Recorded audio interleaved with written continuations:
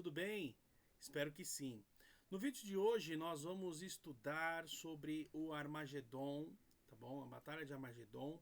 Também sobre os 3 templos, tá? O Templo de Jerusalém, Zorobabel e o terceiro templo que será construído em Jerusalém. Então fique aí para a aula, participe, comente, curta, compartilhe. Deus abençoe, muito obrigado, viu? Um abraço, valeu!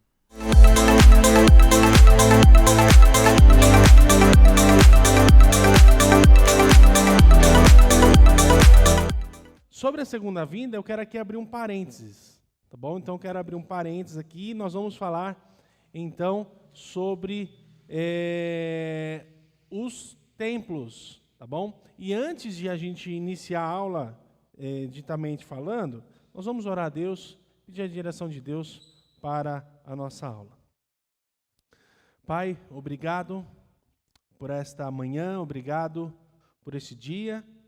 Que o Senhor, ó Deus, esteja nos abençoando, nos capacitando a entender a Tua palavra, que nós possamos também, ó Deus, praticar em nossas vidas e também levar e anunciar aqueles que ainda não conhecem.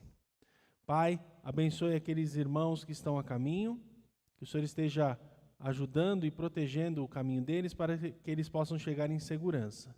E nos ajude também, ó Deus, para que nós possamos, mais uma vez eu te peço, estar sempre com essa liberdade de estudar a Tua palavra até que o Senhor venha. Em nome de Jesus eu te oro e te agradeço. Amém. Muito bem, vamos abrir esse parênteses aí e vamos falar sobre o templo. Tá? O templo, o primeiro templo lá em Jerusalém, que foi construído por quem? Salomão. Né? Salomão foi autorizado a fazer isso, porque Davi foi proibido de construir, porque ele era um homem de sangue, né? Um homem de muitas batalhas, e aí Deus falou, olha, você não vai construir, mas o seu filho vai poder construir. Então Salomão, ele fala a Irão sobre o impedimento de Davi em construir o templo, por causa que ele é homem de guerra, um homem que derramou muito sangue. E em 1 Crônicas 28:3 diz o seguinte, não edificarás casa ao meu nome, porque és homem de guerra e derramaste muito sangue. Isso aí é palavra do Senhor para Davi. Então era uma obra muito esplendorosa, algo muito maravilhoso. Em São Paulo, no Brás, fizeram uma réplica do Templo de Salomão, né? Eu já passei lá, já não entrei, mas eu conheço lá e eu vi, é bem grande e é uma réplica. Vale lembrar que ali não é a construção do templo, como é a profecia. Porque a construção do templo tem que ser em Jerusalém, no lugar aonde Deus mandou construir. E a Shekinah, ou seja, a presença da glória de Deus, do Senhor, estaria ali, naquele templo. Salomão, ele tem a autorização divina, então, para construir o templo do Senhor. Está lá em 1 Reis, capítulo 5, versículos 4 e 5. Os gentios ajudaram a construir o templo. Então, não foi só judeu, mas os gentios, eles ajudaram a construir o templo. Está lá, 1 Reis 5:8, que é Irão. E quantos foram os trabalhadores? 183.300 pessoas. Muita gente trabalhou na construção do templo de Salomão. O templo lá em Jerusalém. O templo levou 7 anos para ser construído. Essa é uma informação interessante e importante. Por quê? Ele será reconstruído para a tribulação. Nós vamos ver aqui. Então, guarde esse período aí. O templo inicial, o primeiro templo, ele demorou 7 anos para ser construído. Está aí em 1 Reis 6, 38 e 37. Então, qual foi a data? 960 a.C. Tá? Então, quase 1000 anos antes de Cristo foi quando foi construído o primeiro templo. Então, no período da monarquia, a duração de 374 anos. E aí, o primeiro templo em Jerusalém, ele foi destruído. Certo? Ele foi destruído. Houve a destruição do templo pelos babilônicos em 586 a.C. Então, o templo foi destruído. Está lá em Jeremias 52, 12 a 15. Vamos lá ver em Jeremias?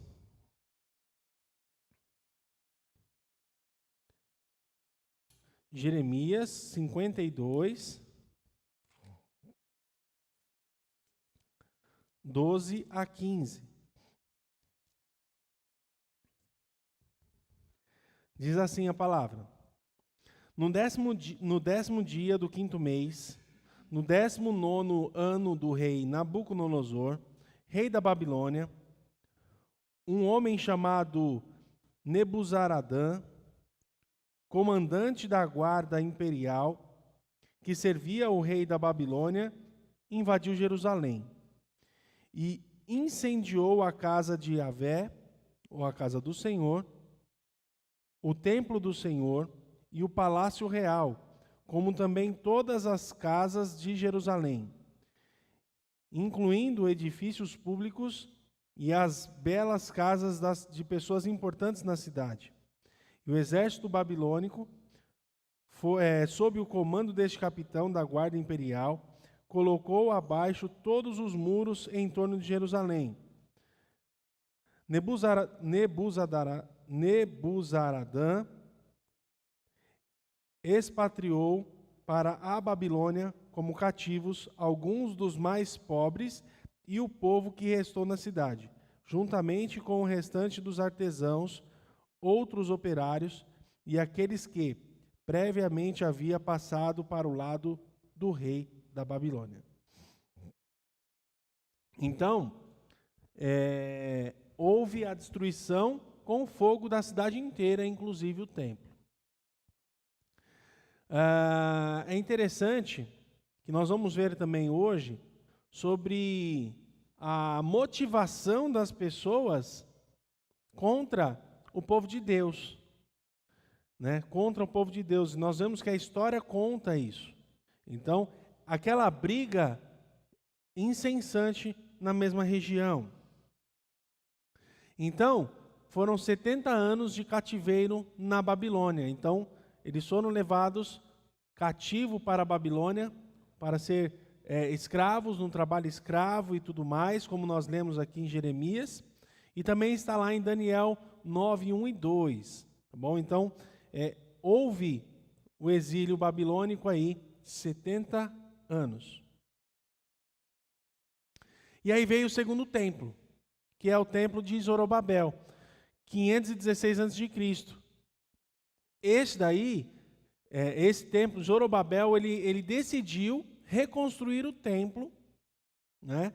Porque Ciro, ele autoriza essa construção do templo.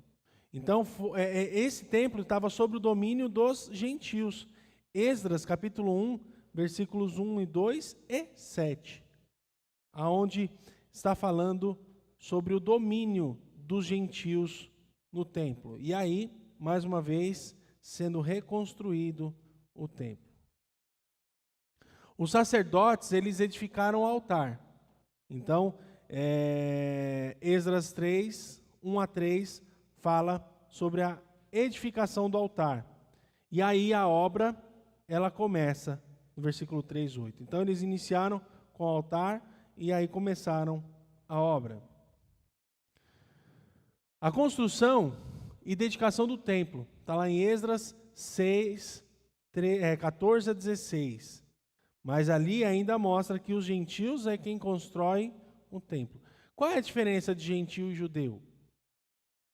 Qual a diferença? Acho que vale a pena a gente abrir aqui esse questionário, né? Qual a diferença de gentio e de judeu? Judeu é o israelita, né? É o judeu de Judá, né? De Israel, esse é o judeu. E o gentio? O gentio são as outras nações. Então essa é a diferença. Quando você vê gentio na Bíblia, é não judeu. Então nós, brasileiros, nós somos gentios, porque nós não somos judeus. Agora, se o judeu, não importa onde ele nasce, ele continua sendo judeu. Não importa se é brasileiro, se é mexicano, onde ele nasceu, mas ele continua sendo judeu. É o único povo que continua sendo povo judeu aonde quer que ele nasça.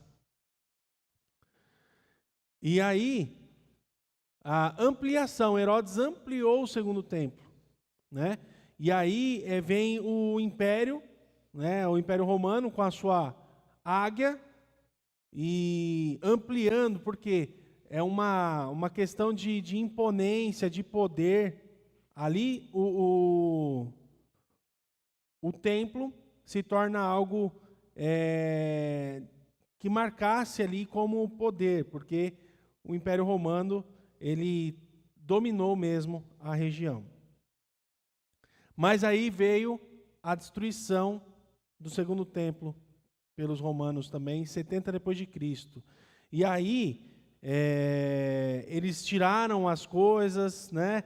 E aí a gente vê isso em Mateus 24. Vamos lá em Mateus 24. Mateus 24, 1 e 2.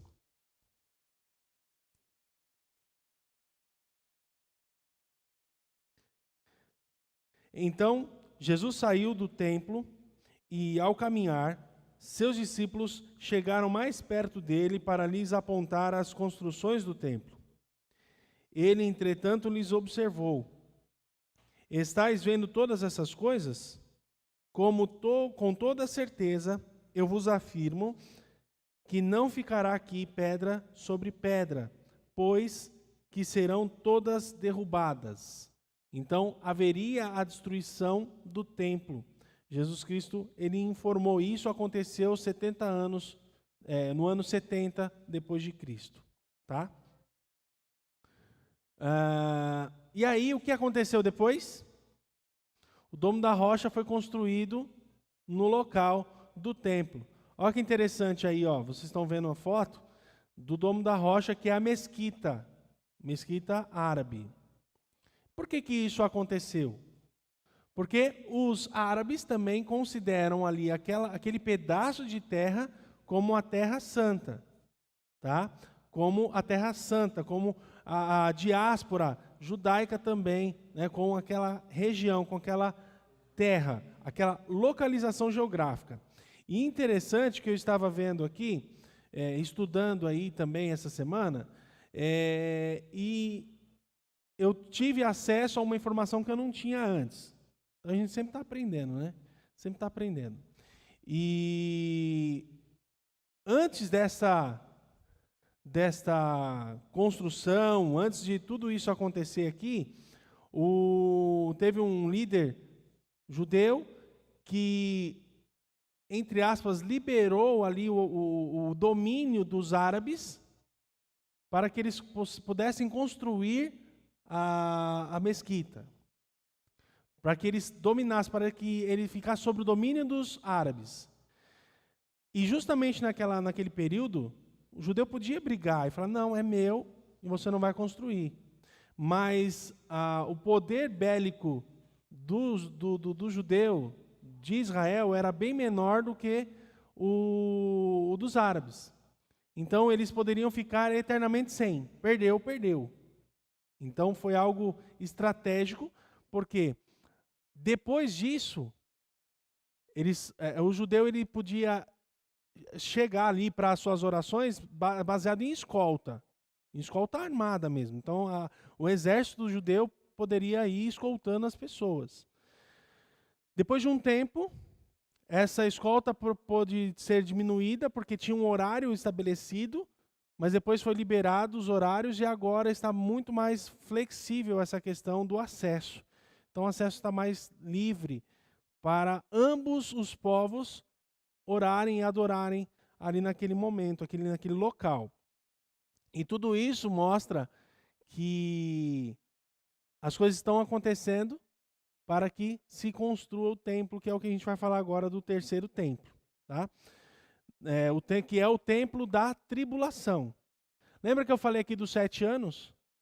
Então o primeiro templo foi feito em 7 anos.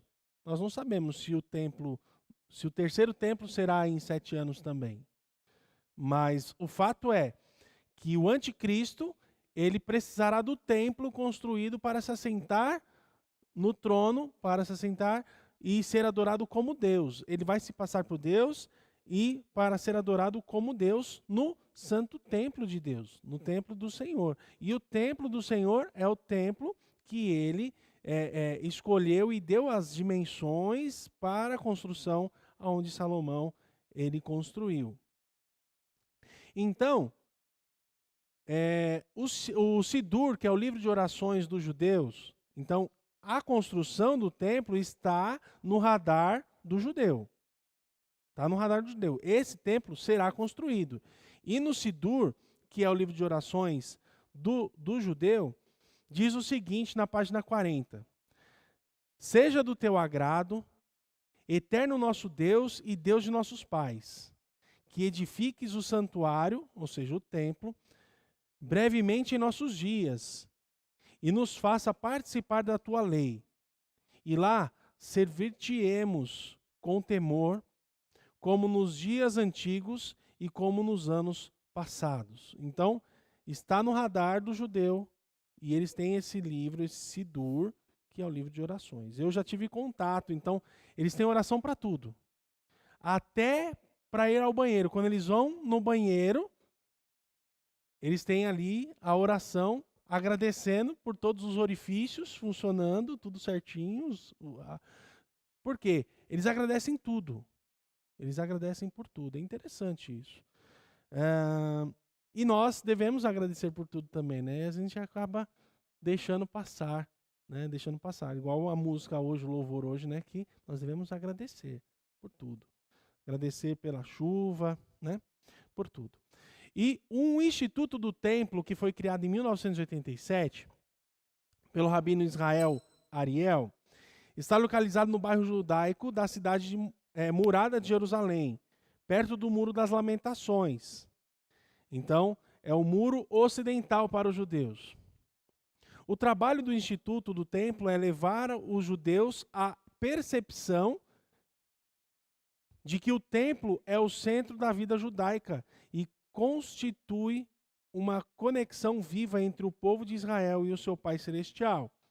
Então, essa conscientização do povo judeu para o templo. E escatologicamente falando, é algo que vai acontecer. E vai acontecer quando? Após o arrebatamento da igreja, o templo estará pronto. Interessante que a tribulação são 7 anos. Literais, são 7 anos. E o anticristo, o falso profeta, eles serão adorados, né? O anticristo, o falso profeta serão adorados e acreditados nesse período da tribulação. Ou seja, o templo estará construído. Então, é só a gente olhar para o povo judeu, é a gente olhar para a Terra Santa e ver as coisas acontecendo, e a gente já tem a noção dos sinais que vêm acontecendo. Mas não é só isso. Tem mais coisa, não é somente a construção, mas é interessante saber da novilha. A novilha vermelha. A novilha vermelha é a ovelha da cor vermelha, que está lá em Números 19:2, que será necessária para começar ali as ofertas, os holocaustos. Então, até mesmo a novilha vermelha, de número 19, a ovelha vermelha tem 19 já ali pastando nos pastos da Galileia. Então, esta é uma prescrição da lei que o Senhor ordenou, dizendo: diga aos filhos de Israel que tragam uma novilha vermelha, perfeita, sem defeito, que não tenha ainda levado jugo, ou seja, que não que está toda tranquila, né? Não teve nenhuma imposição de nada, não teve que carregar nada, ela está ali, preparada, pura, preparada, perfeita. Números 19, 2. Então, essas novilhas já estão sendo cuidadas. Então já existe, tá? Já existe. E existe também o treinamento dos sacerdotes de como fazer as coisas no templo. Ou seja, tá no radar e as coisas irão acontecer em breve. E isso é uma esperança para nós. É um sinal de que nós iremos nos encontrar com o Senhor em breve. Maranata. Ora vem, Senhor Jesus. Nós vamos encontrar. Nós vamos nos encontrar com o Senhor. E com a independência de Israel em 1948, que aí se tornou nação novamente, e a conquista de Jerusalém em 1967, que é na Batalha dos 3 Dias, né, na Guerra dos 3 Dias, o sonho de se reconstruir o templo judaico passou a ser vislumbrado por uma parcela de judeus entusiastas. Com a conquista de Jerusalém, o rabino Goren, ele líder dos fiéis do Monte do Templo, declarou: tomamos a cidade de Deus. Ou seja, eles têm esse desejo e a preparação desde 1967, onde eles tomaram de volta, então, a cidade de Deus, que é Jerusalém.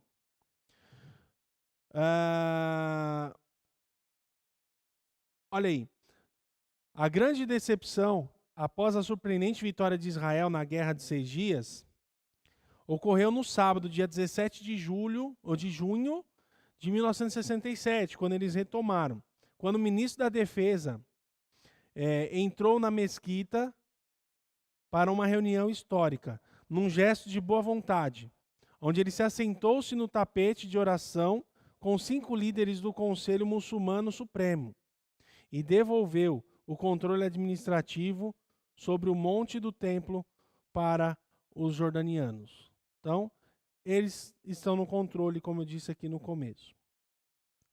E aí, talvez o real temor é que a mortificação do status do monte do templo pudesse unir todos os países árabes e muçulmanos numa jihad para a libertação de Al-Quds, como é chamada Jerusalém pelos árabes, tá? Então, a Jerusalém estaria com os judeus, mas eles iam se juntar para tomar de volta e ficar com Jerusalém para eles, que é o Al-Quds, que é chamado por eles. E vocês sabem que ali é terrível aquela questão das guerras, né? Mais uma dificuldade, não menor, né, para reconstruir o templo. É definir aonde construir o templo de Salomão, nos 140 mil metros quadrados do monte do templo, ao lado do Domo da Rocha. Como fazer isso? Né? Então, alguns historiadores, alguns estudiosos da questão, e alguns judeus também, que são da linha de frente, eles hoje já têm defendido que é possível construir o templo ao lado da mesquita. Até um tempo atrás, impossível. Então, existe uma linha de pensamento que diz, olha, o ponto é aqui, então dá para se construir ao lado da mesquita, sem mexer, sem derrubar, sem arrumar um conflito político e religioso com os muçulmanos. Então nós podemos construir aqui. Então, se essa linha de raciocínio começa a se desenvolver agora, nada pode ser contra essa construção, porque a terra é deles. Eles podem construir.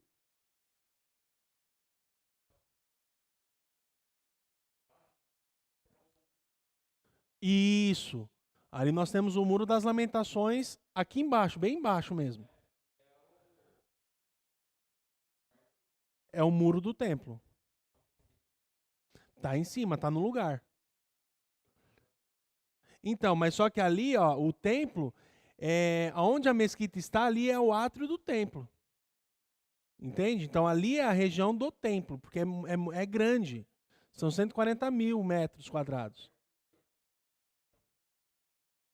O final do templo, a parte de fora do templo. Então, tanto que os judeus eles vão lá para o Muro das Lamentações para fazer as suas orações, colocar o papelzinho lá no muro, aquela coisa toda, porque é a única coisa que sobrou do templo. Então, eles vão até lá.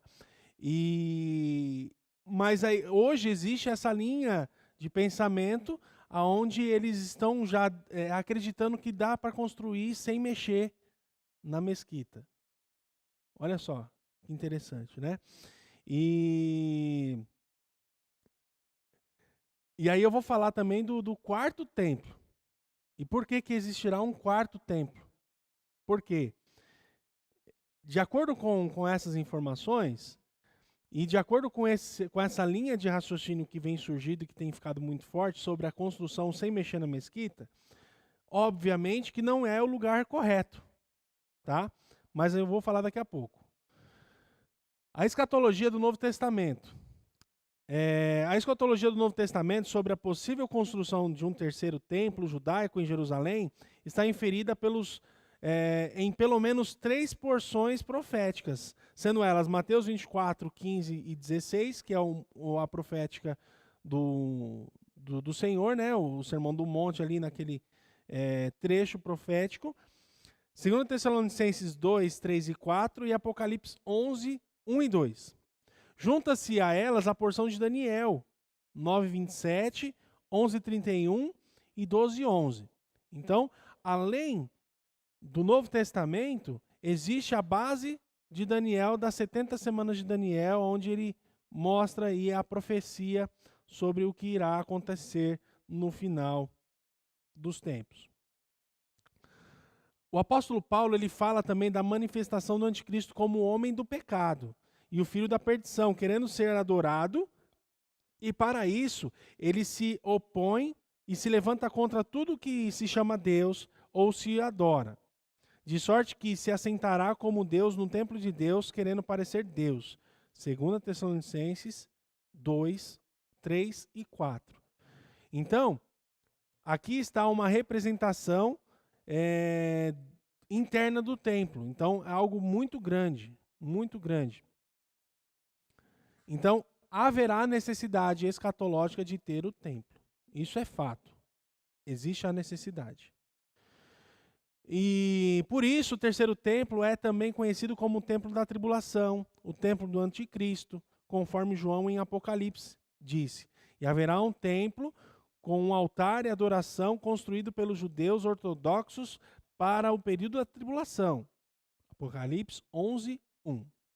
Esse templo ele será profanado pelo anticristo e pisado pelos gentios, e deixa o átrio até fora do templo, e não o Messas, porque foi dado às nações, e pisarão a cidade santa por 42 meses. Apocalipse 11, 2. Então, haverá essa profanação, haverá tudo isso com o templo de Deus, contra a vontade de Deus. E aí vem, depois de tudo isso, vem então a volta de Cristo, que se assentará, que pisará lá em Jerusalém, que se assentará no trono de Deus. E aí que fala o pessoal do quarto templo. Por quê? Esse terceiro templo, ele será construído nas dimensões que não são as recomendadas, as mandadas por Deus, tá? E também, conforme a gente está vendo essa situação de repente eles construírem um puxadinho aqui, eles terão, Deus vai falar, não, tem que ser aqui. E aí sim, Jesus vem, e aí vai ter a batalha, né? A batalha do Armagedon, onde será destruído, os montes vão ser aplainados, e aí ser reconstruído o templo para o milênio. Tá? Por isso que a gente fala do quarto templo. Então, o domínio do anticristo não durará para sempre no monte do templo, pois ele será interrompido com o advento do Messias, o qual ele destruirá finalmente e estabelecerá o seu reino em Jerusalém e sobre a terra. Como escreveu o poeta Uriziv, Israel sem o monte não é Israel. Quem controla o monte, controla a terra de Israel. E aí, nessa foto ali, ali é o Muro das Lamentações aqui, nesse desenho, tá? E aí, o templo sendo reconstruído, porque o Senhor vai finalmente estabelecer o seu reino em Jerusalém. E o quarto templo, como eu disse, né, o templo memorial do Messias, a presença da glória do Senhor, que está lá em Isaías e também Ezequiel profetizou. Então, fechando o parênteses aqui, porque o templo seria da tribulação, né? Então a gente voltou um pouquinho na aula, porque eu achei essa informação interessante e importante trazer para os irmãos e saber o que está acontecendo para o advento aí, para o arrebatamento da igreja. Então isso está acontecendo. Então, no final da tribulação haverá o Armagedon, o julgamento das nações. Agora nós vamos lá para Zacarias, capítulo 14. Zacarias 14.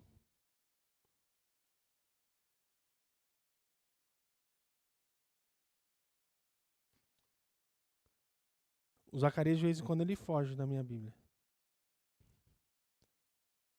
Dos profetas menores. Zacarias 14, do 4 ao 9.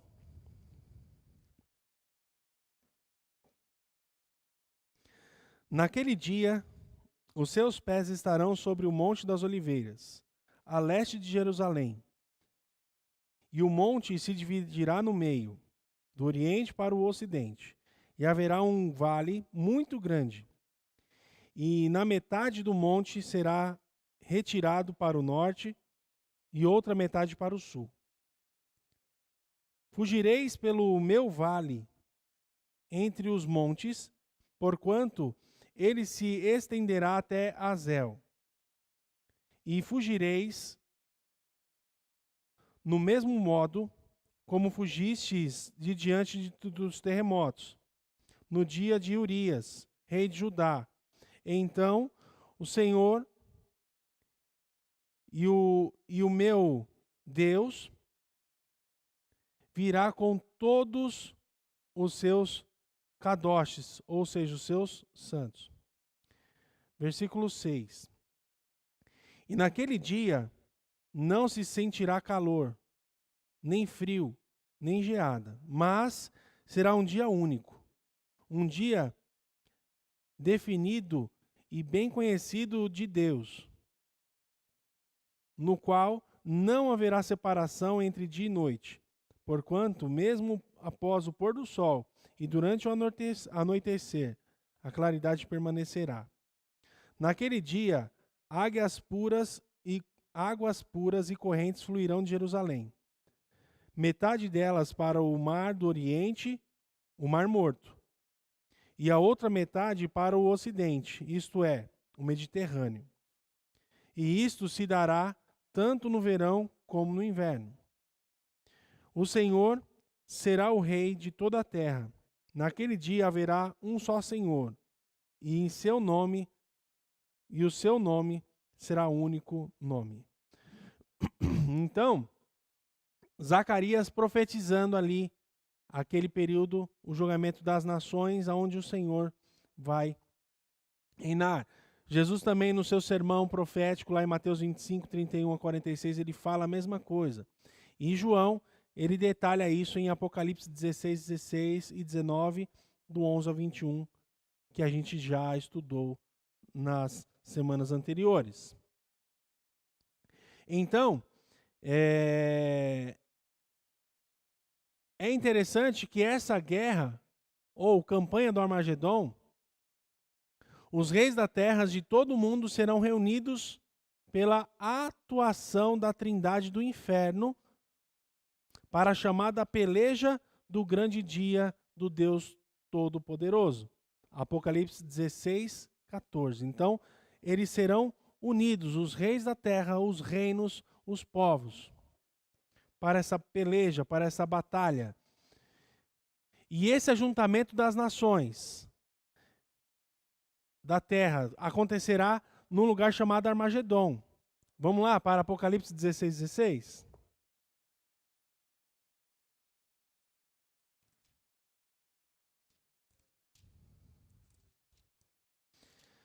Apocalipse 16, 16. Então, os três espíritos se reunirão num lugar que, chamado em hebraico, Armagedon. Então, esse será o lugar aonde serão unidos, a trindade satânica juntará. E lá Deus julgará as nações por haverem perseguido Israel. E por causa da sua iniquidade e por causa da sua impiedade. Então o Senhor julgará porque o povo de Israel foi perseguido por eles, pelas nações. E defende-se também comumente que a batalha do Armagedon também é um acontecimento isolado que ocorrerá logo antes da segunda vinda de Cristo à Terra. Então, os povos estarão ali unidos, mas por que eles se unirão ali no Vale do Armagedon? Única e exclusivamente para atacar a nação de Israel. Tá? Mais uma vez. O Monte Meguido, que é a localização dessa batalha, esse monte existe, está aí a foto do Monte Meguido, situado a oeste do Rio Jordão, no centro-norte da Palestina, cerca de 15 quilômetros de Nazaré e a 25 quilômetros da costa do Mediterrâneo. Encontra-se numa planície onde ocorreram muitas batalhas em Israel. Muitas batalhas aconteceram neste mesmo local. E lá no final também acontecerá a última batalha.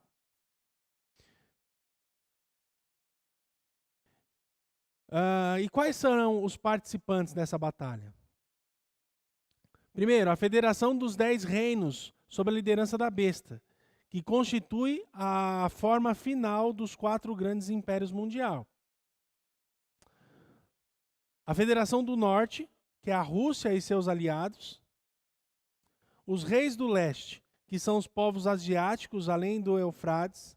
E também o rei do sul, que é o poder ou coligação de poderes do norte da África. E aí, o quinto participante, o Senhor e seus exércitos celestiais, que aí será quando ele vai destruir isso daí. Então, a confederação do norte está em Apocalipse 16, 13 e 14. O exército da besta, Daniel profetizou em Daniel 11, 40, parte B, na metade do versículo até o versículo 45, lá de Daniel. Os exércitos do leste também. Apocalipse 16, 12. E o Senhor e seus exércitos, Apocalipse 16, 14.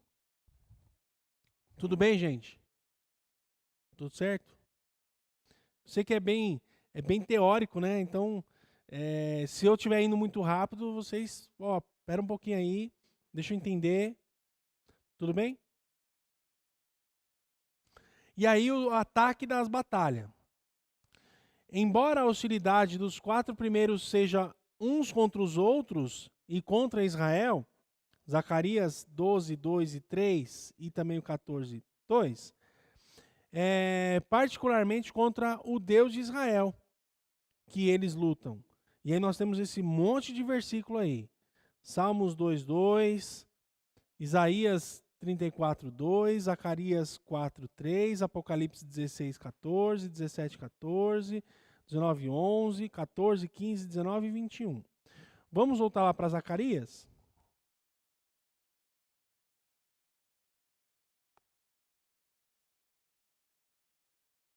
Zacarias 12.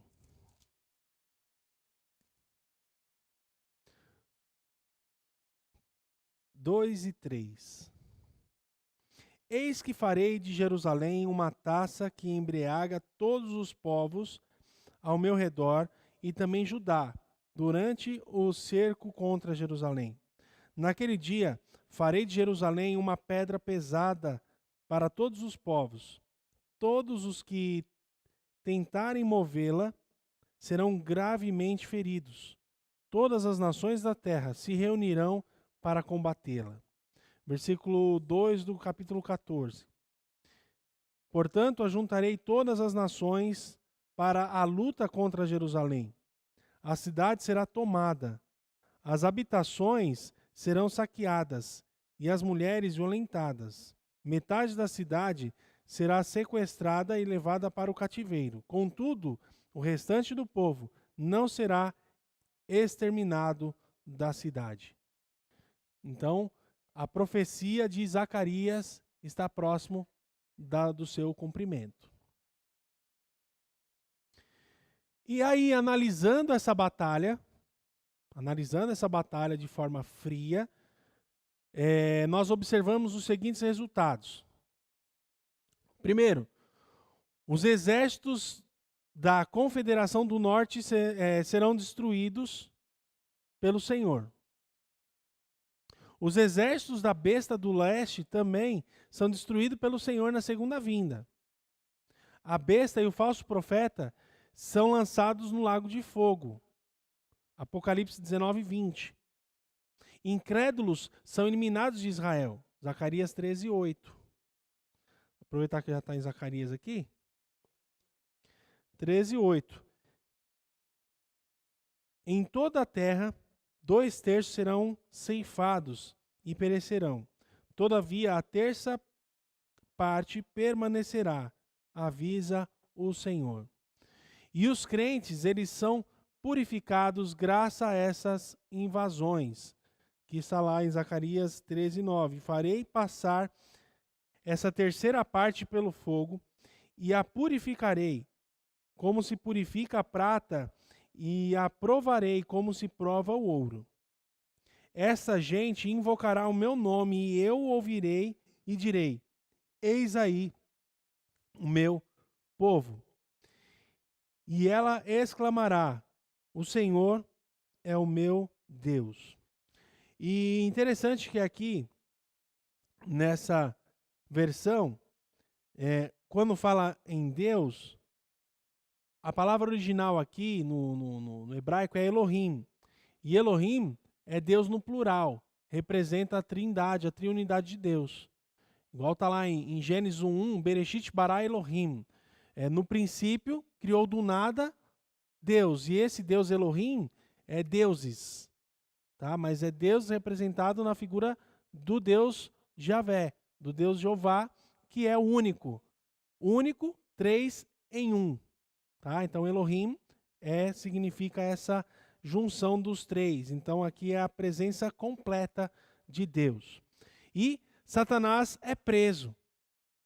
Interessante que, como que será essa prisão de Satanás? Vamos aproveitar esses minutinhos que a gente tem aqui para conversar sobre essa prisão de Satanás? Apocalipse 22. Apocalipse, capítulo 20, versículo 2.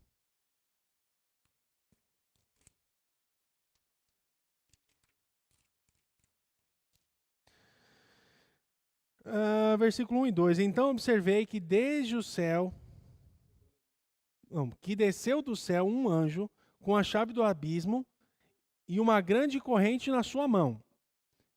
Ele prendeu o dragão, a antiga serpente, que é o diabo, Satanás, e o amarrou por 1000 anos. Essa aqui é a conclusão para a gente, semana que vem, falarmos do milênio de Cristo. Como que Satanás será preso?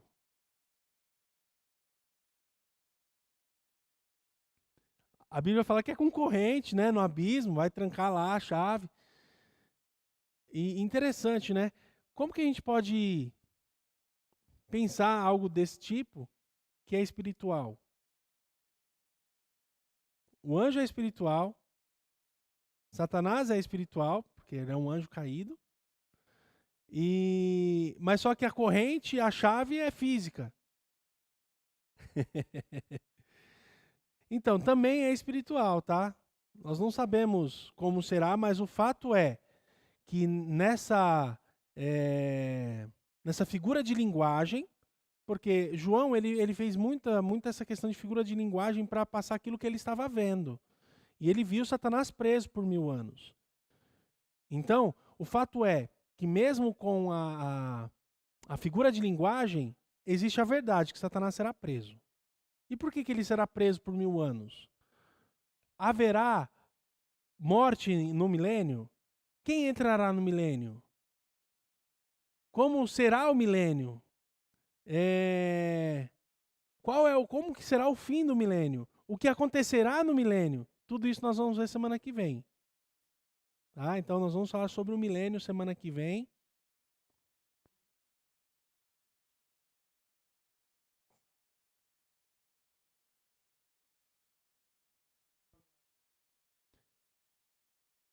Uhum. Sim. Então, o arrebatamento acontecerá antes da tribulação. Tá? Então, hoje nós estamos vivendo um período pré-tribulacionista, onde acontecerá a tribulação, acontecerá a construção do templo e o anticristo será adorado no templo de Deus, depois do arrebatamento. O arrebatamento será antes de tudo isso acontecer. Isso, por quê?